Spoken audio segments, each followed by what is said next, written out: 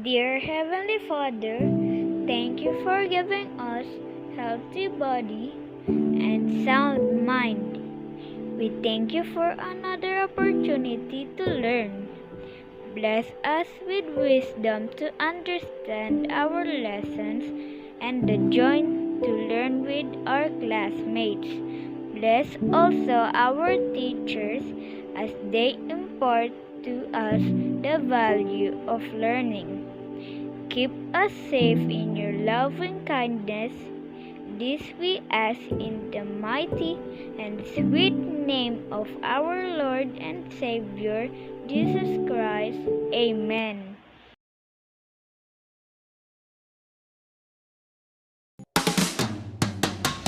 Oh, there you are! Let's get fit and healthy! Come on!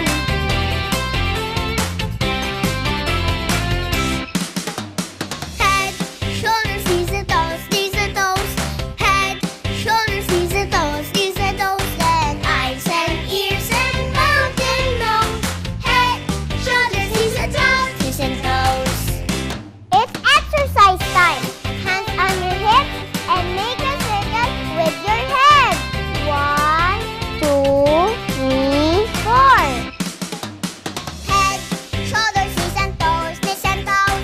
Head, shoulders, knees and toes, knees and toes. And eyes and ears and mouth and nose. Head, shoulders, knees and toes, knees and toes.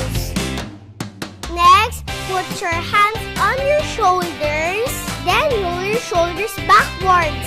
1, 2, 3, 4. Head, shoulders, knees and toes, knees and toes. Head, shoulders, knees and toes, knees and toes. And eyes and ears and mouth and nose. Head, shoulders, knees and toes, knees and toes. This time, put your hands on your knees and make circles. 1, 2, 3, 4. Hands on your hips, then do tiptoes. 1, 2, 3, 4.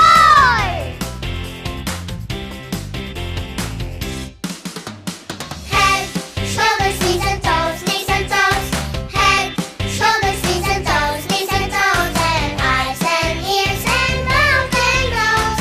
Head, shoulders, knees and toes, knees and toes. Eyes and ears and mouth and nose. Head, shoulders, knees and toes, knees and toes.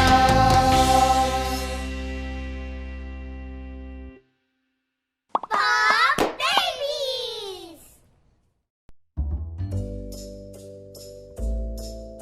Hello mga bata! Maayong adlaw! Ako si Teacher Juvie, ang inyong magtutudlo karong si Manaha para sa Quarter 2, Module 6. Ako ang inyong makauban aron makatuon kamo sa pagbasa, pag-ihap, pagsulat, ug makamugna kamo og nagkalain-laing ideya sa pagkat-on.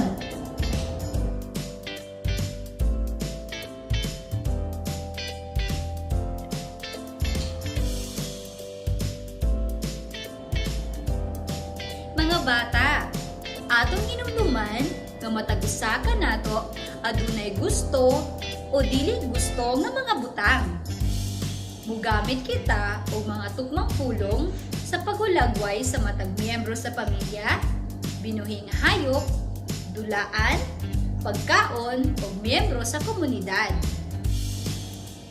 Mainhan, masulti ang tingog o masulat ang letrang S. Adunay numero 8 o number 8 ug maihap ang kadaghanon niini.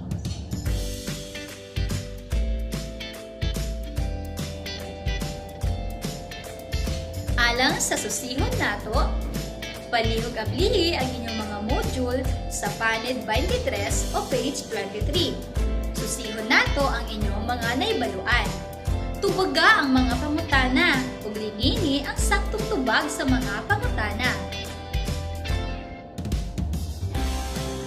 Alang sa mga pangutana, una, unsa ang uluhan sa istorya?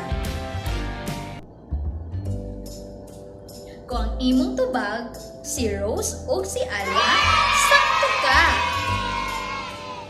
Sa ikaduha nga pangutana, asa sa hulagway ang adunay ngalan nga nagsugod sa letrang S? Kung ang imong tubag, saging, husto. Ikatulong pangutana, ihapa ang mga butang o lingini ang insaktong numero. Pila kaha ang mga butang? Kung ang imong tubag, 8, very good! Ikaupat ang pangutana, asa sa mga letra ang nalahi? Kung ang imong tubag, letter T, good job! Sa ikalima nga pangutana, asa sa mga hulagway ang imong gusto? Very good!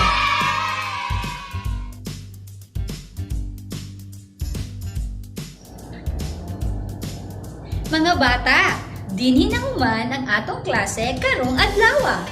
Oras na para manghipos. Manghipos na ta, manghipos na ta. Atong ibilin ang atong ngisi.